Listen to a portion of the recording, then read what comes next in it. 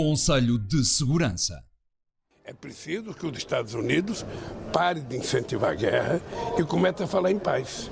É preciso que a União Europeia comece a falar em paz, para a gente poder convencer o Putin e o Zelensky de que a paz interessa a todo mundo e a guerra só está interessando, por enquanto, aos dois. Sejam bem-vindos ao Conselho de Segurança, o podcast de política internacional da SAB. Duas palavras que acabamos de ouvir foram proferidas por Lula da Silva durante a visita a Pequim no final da semana passada. Foi essa mesma declaração que levou os responsáveis americanos a acusar o presidente brasileiro de propagar propaganda russa sobre a guerra na Ucrânia. Estas e outras posições do presidente brasileiro, que o parecem colocar mais próximo de Moscovo e Pequim do que dos aliados ocidentais, vão estar em destaque no episódio desta semana, gravado como habitualmente na redação da Sábado, com o professor de Relações Internacionais Vasco Rato e o jornalista João Carlos Barradas. Eu sou o Nuno Tiago Pinto, diretor da Sábado e moderador deste podcast. Em fevereiro, Lula reuniu-se com Biden na Casa Branca.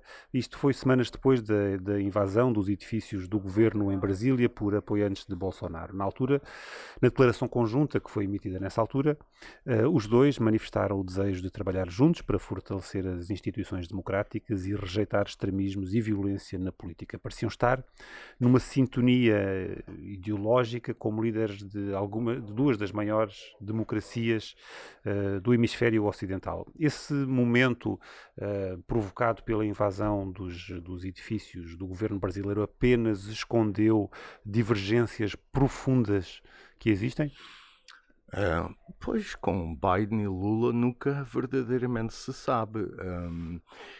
Que a administração americana não gostava de Bolsonaro, obviamente. Tinha esta administração, porque Bolsonaro tinha uma relação bastante aceitável, cooperativa com Trump, e em larga medida por essa razão, não é? Por essa razão, e isto é verdade também, por exemplo, em relação a Netanyahu, Biden aparentemente não gosta de pessoas que tiveram boas relações com o seu antecessor. Isso explica um pouco esse encontro, mas há mais que isso, há alguma afinidade ideológica, nomeadamente nas questões que têm que ver com os valores, com novos direitos, este tipo de coisa. Esta agenda pós-materialista, ou woke, ou o que se queira chamar, há aí alguma convergência. Mas o Brasil também é muito importante para os Estados Unidos.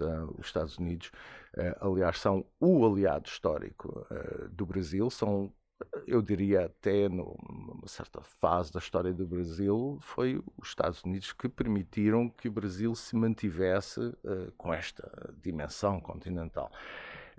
E o Brasil é importante por outra razão, é que crescentemente há de facto uma penetração não só da China, mas também da Rússia em vários países latino-americanos. A Venezuela é um caso óbvio, mas também menos óbvios, como a Argentina e a Bolívia e outros. Portanto, há boas razões para os Estados Unidos terem uma relação próxima com o Brasil.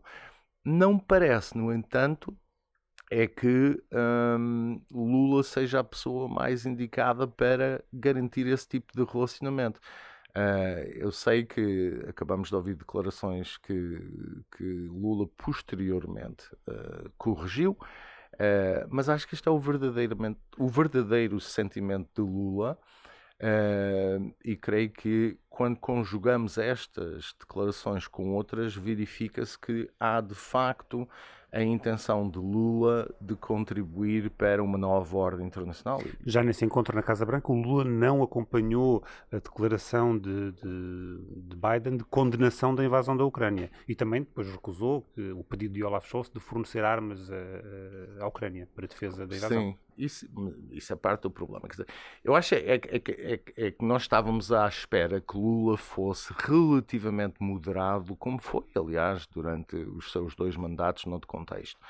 E o Lula regressa muito mais radicalizado e, sobretudo, aparentemente, pelo aquilo que diz, com a intenção de ajudar a China e a Rússia a criar uma nova ordem internacional. Aliás, é uma afirmação que ele fez de uma forma, aliás, muito, muito explícita que agora é repetida, e foi repetida com esta visita de Lavrov a Brasília, mas que é também uma perspectiva da China. Portanto, o que é que eu estou a tentar querer dizer? Provavelmente sem isso. Há uma grande discussão sobre para onde vai a ordem internacional. À medida que o sistema internacional se polariza à volta da China e dos Estados Unidos. E, pelo aquilo que Lula está a dizer, ele parece querer juntar-se à China e aos Estados Unidos para criar uma nova ordem que não é aquela que existe, ou seja, não é uma ordem liderada e hegemonizada pelos Estados Unidos. Não foi por isso uma surpresa que Lavrov surgisse em apoio das declarações de Lula da Silva? Não, e a viagem ao Brasil tem um grande peso a nível das relações bilaterais, mas já lá iremos. É que as declarações do Lula refletem um problema muito maior do que a pretensão do atual presidente brasileiro de contribuir fortemente para aquilo que ele chama uma nova ordem internacional. Ou seja, a revisão de um sistema de instituições que foi criado no pós-guerra em período de hegemonia declarada e atendida pela maior parte dos outros Estados ocidentais dos Estados Unidos. Nomeadamente a composição do Conselho de Segurança também. Não é? A composição do Conselho de Segurança, as instituições que foram criadas em Bretton Woods, com o Fundo Monetário Internacional e o Banco Mundial, em que a presidência de uma entidade cabe sempre aos Estados Unidos, a outra sempre a um representante da Europa. Tudo isso é algo que está há bastante tempo em discussão. Mas nós não devemos ser apanhados de surpresa por esta situação, dado que, e aqui deixem-me agora abrir um parênteses para uma violenta crítica aos mídia nacionais. Isto foi patente durante a última cimeira ibero-americana.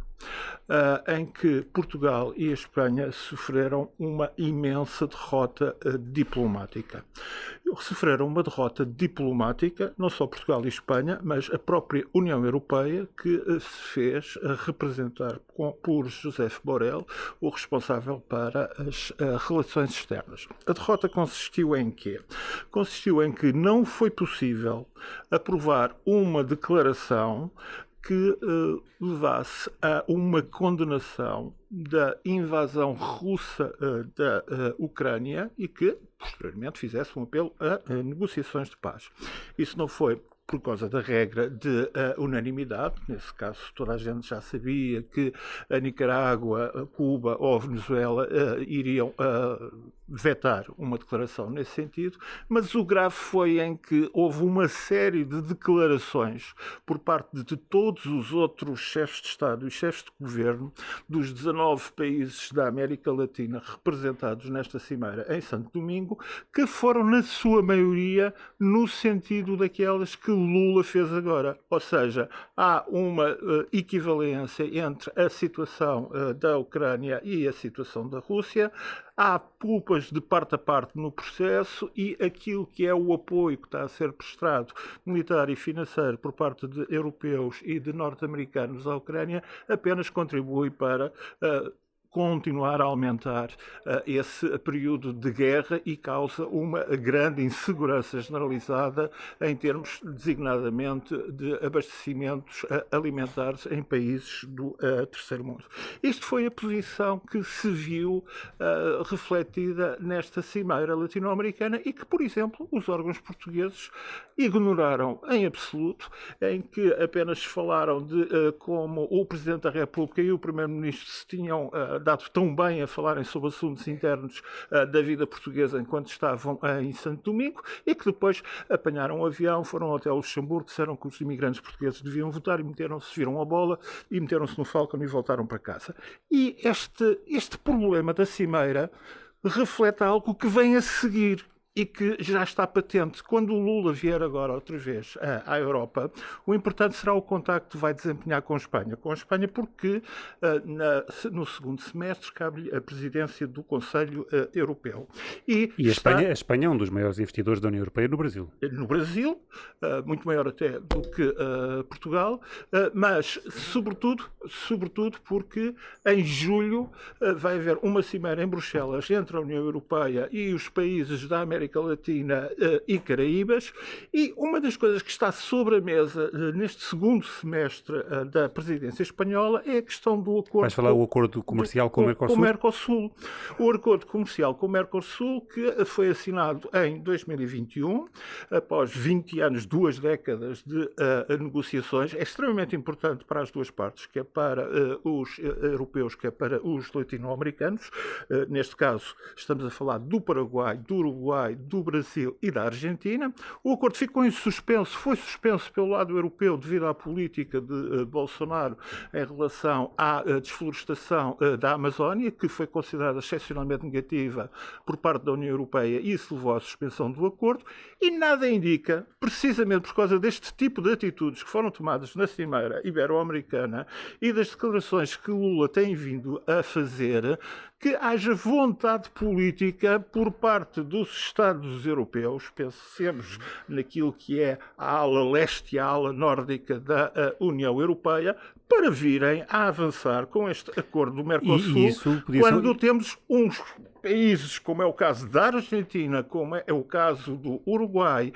O Uruguai é um pouco diferente, é o único Estado, talvez, da região, juntamente, por exemplo, com o Chile, com a República Dominicana ou com o Equador, que tomaram posições de crítica declarada em relação à Rússia pela sua invasão da Ucrânia. No resto, não. É esta atitude neutralista. E, portanto, este acordo vai ao fundo. E isso pode ser um problema porque para a União Europeia ele seria extremamente importante para diversificar as relações comerciais em relação à China. Pois, aparentemente. Será mais difícil. Vai ser muito mais difícil. Vai ser muito mais difícil. Mas, porque a China já é o maior parceiro comercial do Brasil também, não é? É sensivelmente 40%, sim, das exportações. Vamos lá ver. Se me permites, eu queria dizer 2 ou 3 coisas sobre o Lula. Permito, claro. Porque eu passei muito tempo no Brasil quando Lula era presidente. E Lula, quando se limita a ler o discurso no papel, está bem. O problema é que ele raramente se limita, não é? Portanto, ele vê uma multidão à frente e não consegue resistir. Foi o que ele fez agora, quando levantou uma questão que tem que ver com esta questão do comércio, porque eu não sei até que ponto é que ele percebe como é que a economia mundial funciona. Aliás, desconfio que ele não percebe. Alguém que sopra as coisas, ele lê-as, mas quando sai do guião, ele disse esta coisa: eu não percebo porque é que os países têm de pagar em dólares. O comércio internacional tem de pagar em dólares, porque é que não pagam nas moedas? Bom, quer dizer, nada impede o Lula de pagar em real, em reais, só que ninguém os aceita, não é? Por uma razão muito simples.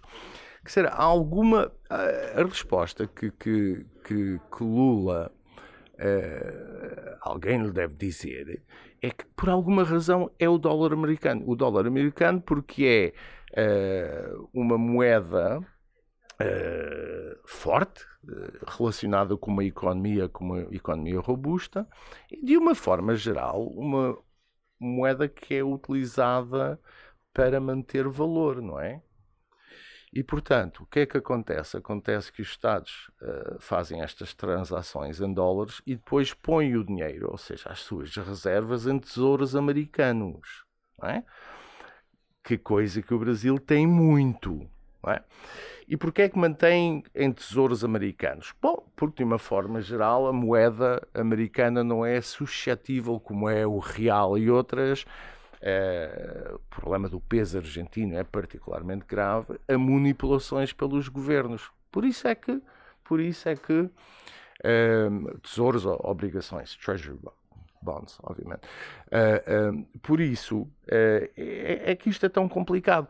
E depois, Lula acrescenta dizendo que, bom, o FMI está a atacar, não foi atacar a palavra, uma palavra a entalar, que era o sentido, agora já não me lembro exatamente qual foi a palavra que ele utilizou, a Argentina. Bom, mas se Lula verdadeiramente acredita isso, então ele que compra as tais obrigações do Tesouro Argentino, por alguma razão não o faz. Aliás, a esse propósito, eu recordo que quando nós andávamos, durante o período da Troika, desesperadamente à procura de financiamentos internacionais, a Presidente Dilma disse a Portugal que não compraria o nosso papel, porque o Brasil só podia comprar a AAA, não é? AAA. Portanto, há aqui uma grande dissimulação por parte do Lula, ou há uma falta de conhecimento sobre estes assuntos, que o leva depois a dizer disparates, mas disparates que têm consequências, não é? Porque minam a credibilidade da diplomacia brasileira, que é excelente, diga-se de passagem, e levantam dúvidas sobre exatamente o que é que o Brasil vai fazer, porque esta discussão em volta da moeda e dos cabazes das moedas é extremamente importante. E estas declarações, para além da visão que deste muito de Lula, são tão um sinal dele de força ou de dependência também em relação à China? Atenção que o que Lula diz é corrigido sempre pelo Ministério dos Estrangeiros brasileiro, pelo Itamaraty. E que o leva depois a corrigir e a ler. Por acaso, ele depois fez uma declaração por correção que podemos ouvir agora. Ao mesmo tempo em que meu governo condena a violação da integridade territorial da Ucrânia, defendemos uma solução política negociada para o conflito. Falei da nossa preocupação com os efeitos da guerra, que extrapolam o continente europeu. Reiterei minha preocupação com as consequências globais desse conflito em matéria de segurança alimentar e energética, especialmente sobre as regiões mais pobres do planeta. Precisamos criar urgentemente um grupo de países que tentem sentar-se à mesa tanto com a Ucrânia como com a Rússia para encontrar a paz. Portanto, está aqui a correção que é imposta pelo próprio Itamaraty, porque o Brasil tem uma grande tradição de neutralismo, independentemente do alinhamento que fazem em determinado tipo de questões, algumas das suas administrações, com os Estados Unidos, ou no sentido de seguirem uma linha mais autónoma ou mesmo anti-americana em certas fases. Isso não está em discussão.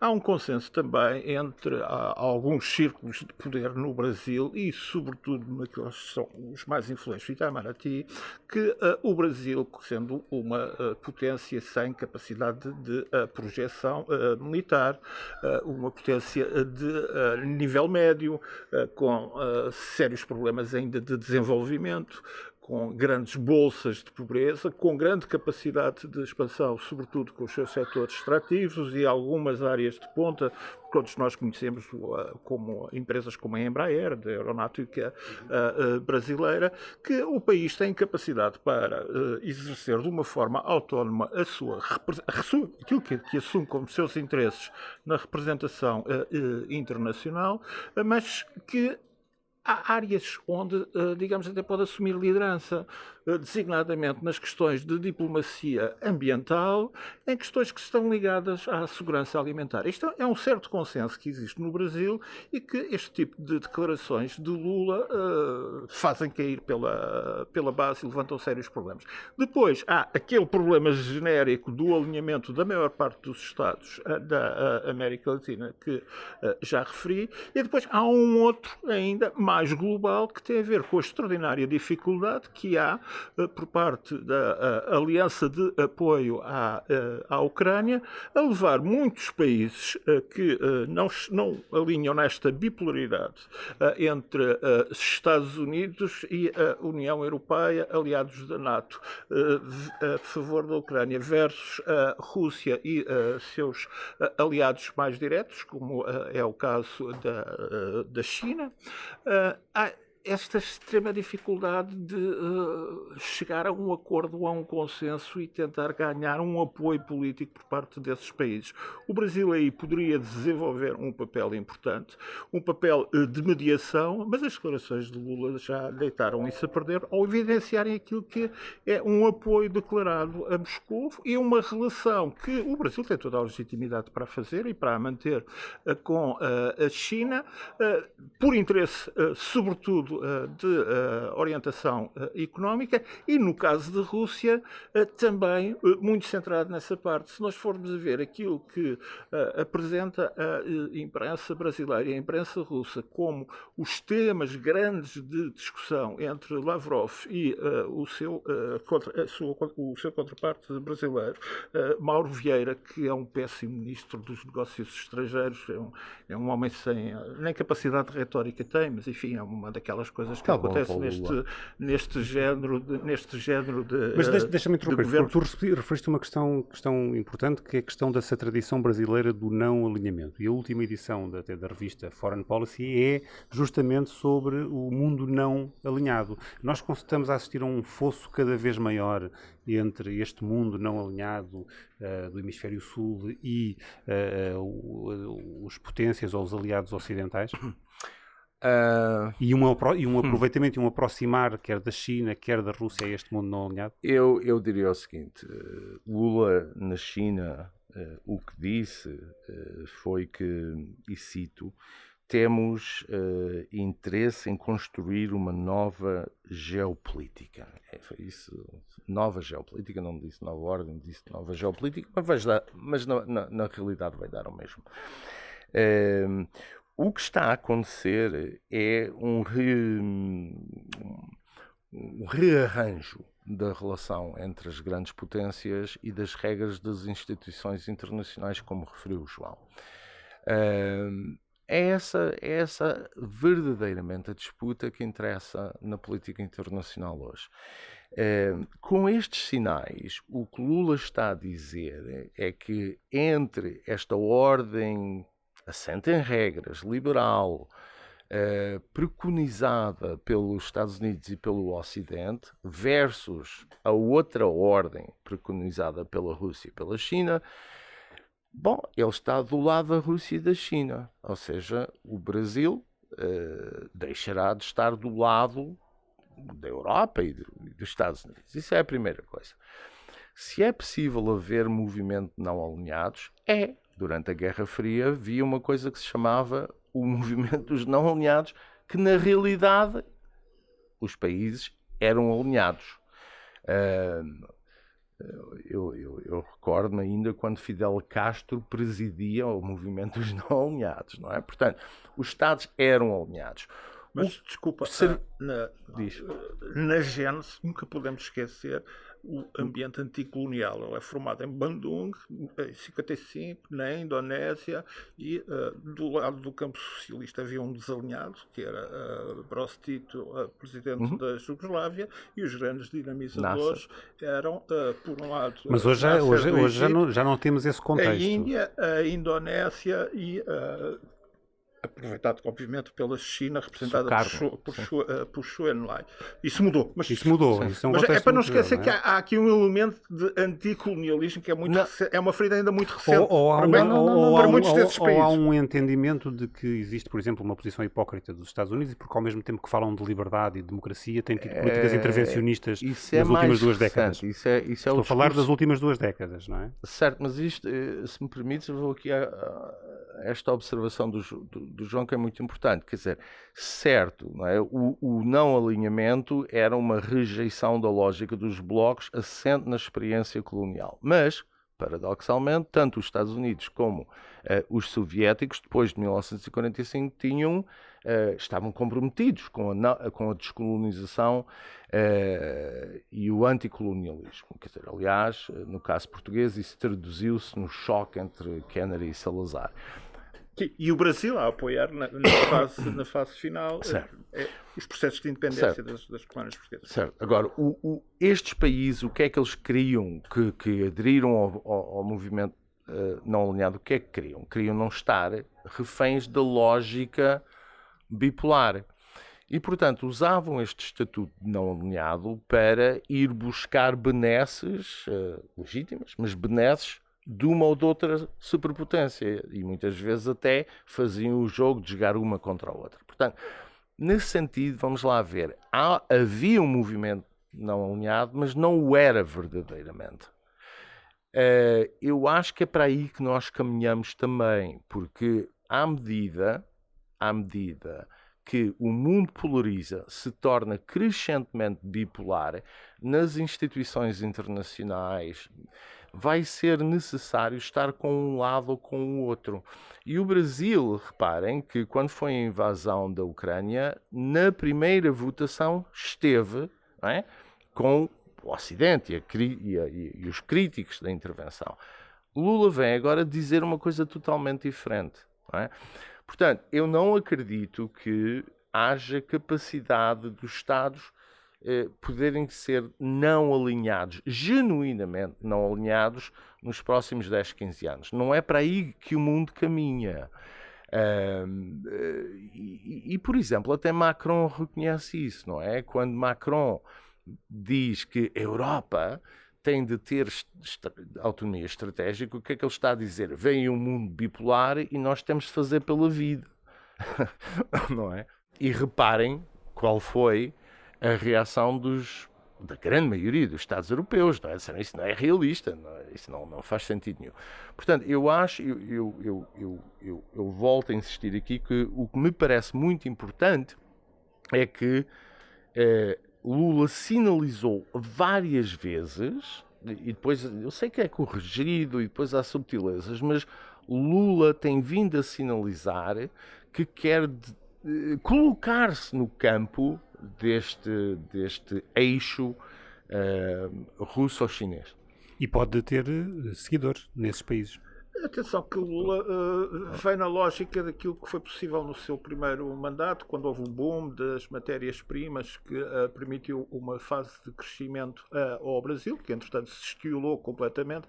Ele acredita que existe uma tal identidade de interesse entre certos países, designadamente os chamados BRICS, ou seja, do Brasil, da Índia, da Rússia e da China, que de facto não existe. Porque o estatuto da China e o estatuto da Rússia são totalmente diferentes. Nós estamos a falar de uma superpotência, no caso da China, de uma Rússia que é também uma superpotência, até no sentido que é uma superpotência nuclear, militar, portanto, em última análise, nunca se pode ignorar a Rússia, mas que tem uma agenda absolutamente expansionista. A Índia, naqueles BRICS, é muito superior o seu peso e o seu impacto ao da África do Sul, que está em vias quase de se tornar um Estado falhado com a liderança do ANC. A Índia tem, por um lado, necessidade de manter uma relação minimamente estável do ponto de vista económico com países como a China, ainda está numa fase de reciclagem, de tentar escapar a uma dependência excessiva de armamento soviético e russo que cultivou durante dezenas de anos, mas em questões de segurança ela joga para dois lados, porque tem um esquema de segurança com outros Estados regionais, como a Austrália, vai Singapura, que vai integrar os Estados Unidos, até pelo perigo que sente, e as guerras em que já esteve envolvida com a própria China. E, portanto, não existe esta hipótese de unidade, existe um desejo muito louvável e muito aceitável de se criar situações de alternativa a uma bipolarização que pode arrastar efeitos indesejáveis para muitos países. Temos países Estados que vivem numa duplicidade essencial, como é o caso da Turquia no seio da NATO, e depois há esta oportunidade criada nesse sentido pela guerra da Ucrânia, em que uma terceira parte, e muitos destes países tentam apresentar-se como mediadores de paz. Daí que até a China, que se consiga apresentar aqui aquilo que são as declarações de princípios do que deve ser uma mediação de paz, que Lula da Silva venha a apresentar também a sua proposta de mediação, mas que cai pela base logo pelo facto de este tipo de declarações e, sobretudo, de não haver uma resposta aos insistentes, precisamente porque pretende-se dar a ideia de que tem de ser insistentes, convites por parte da Ucrânia para que o Brasil venha o seu presidente em visita ao próprio país. E isto, portanto, estraga tudo em termos desta ideia de que é possível aproveitar esta oportunidade da guerra para jogar um papel de mediação e, assim, mostrar que é possível escapar a uma polarização cada vez mais insistente entre um bloco liderado pelos Estados Unidos, essencialmente, e outro bloco de potências antidemocráticas, como é o caso notório da China e da Rússia. Querias acrescentar alguma coisa? Eu acho que depois, peço já para antecipar, um comentário à visita, o que vai acontecer, a visita do Lula a Portugal. Muito gosto de comentar isso. Eu não quero ser excessivamente insistente, mas sei que estou a sê-lo com esta conversa da ordem internacional. Vamos lá ver, quando nós falamos de ordem internacional, falamos de normas, de regras, de instituições. E, portanto, eu acho que há uma convicção ideológica de Lula, que nós antigamente chamávamos, cá em Portugal, o terceiro mundismo, que era advogado para algumas correntes do movimento das Forças Armadas, alguns partidos, etc. Lula continua a ser isto, quer dizer, o João diz, o Brasil tem interesses que o levam a cooperar com a China, tudo bem, isso é aceito, mas é muito mais do que isso, a meu ver, e isto, aliás, estas palavras, estes actos de Lula, não são explicáveis só pela convergência de interesse, a meu ver. É muito mais do que isso. Portanto, há ali, de facto, naquela cabeça, não é? Uma convicção muito grande, que é, aliás, partilhada por grande parte da esquerda brasileira, que o Brasil tem um papel importante no sul global, como agora se diz, não é? Aliás, na sua encarnação presidencial anterior, isto expressou-se na política externa brasileira de Lula, indo a Angola, a Moçambique, aquela tentativa toda que ele fez. Portanto, isto é uma convicção ideológica, quer dizer, eu acho é que o que está na cabeça de Lula, eu li recentemente uma biografia de Lula que é muito interessante, e o que está na cabeça do homem há 30 anos há 30 anos, há 50, é esta visão terceiro-mundista que ele tinha quando foi candidato e perdeu, não sei o quê, e depois abandona sob pressão de outros setores do seu governo, mas que está a recuperar. É isso que eu queria dizer quando disse no início que Lula regressou muito mais radical do que era como presidente. Parece que regressou às suas origens. E as origens são estas. Eu acho que Lula está convencido que pode ser parte da solução para unir os países do Sul contra o Norte e que as instituições da ordem liberal, o FMI, que andava a estrangular, foi a palavra que ele utilizou, a Argentina, etc. Quer dizer, tudo isto é uma loucura, isto é um pensamento mágico que revela alguém que na realidade não percebe bem como funciona o mundo. Mas, mesmo não percebendo como é que funciona o mundo, ou se calhar porque não percebe como funciona, ele está efetivamente a levar, se não for travado, está a levar o Brasil para uma aliança objetiva com a China. Diz o João, sim, mas no âmbito da segurança pode haver alguma cooperação com os Estados Unidos, etc. Pode, mas estas declarações da Casa Branca são muito interessantes porque revelam que, no mínimo, os americanos se calhar vão deixar de desconfiar, vão tratar o Brasil não como um parceiro fiável, mas com muita desconfiança. E, portanto, a natureza da relação de segurança altera-se também por causa destas coisas. Lula é um grande responsável. Quanto à sua vinda a Portugal, vamos lá ver. Quer dizer, não culpo Lula. Lula foi aparentemente convidado pelo Presidente da República, sem consultar o Parlamento. Portanto, temos aqui uma atrapalhada muito grande, criada novamente pelo Presidente da República. Perante essa atrapalhada, eu até acho que esta solução, quer dizer, é menos má, não é? É divorciar, não é, as comemorações do 25 de Abril da presença de Lula. A mim, pessoalmente, eu não me parece que Lula tem papel nas comemorações sobre a liberdade em Portugal. As comemorações sobre o 25 de Abril.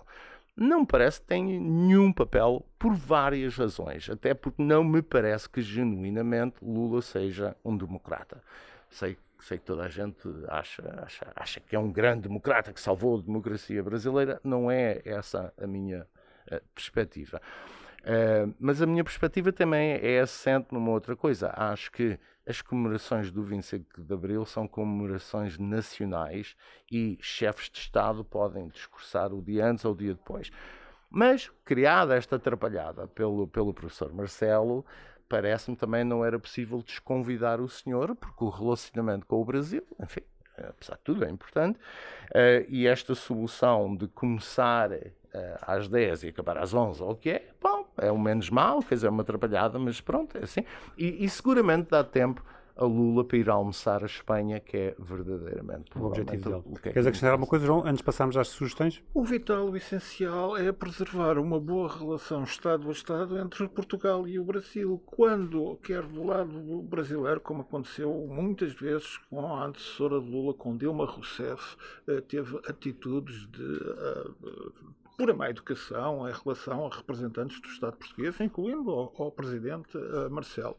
Quando do lado português se organiza uma atrapalhada insensata de quem convida, quem não convida, quem anuncia, mas então não é a Assembleia que convida, mas é o Ministro dos Estrangeiros que anuncia, tudo isso é absolutamente desnecessário.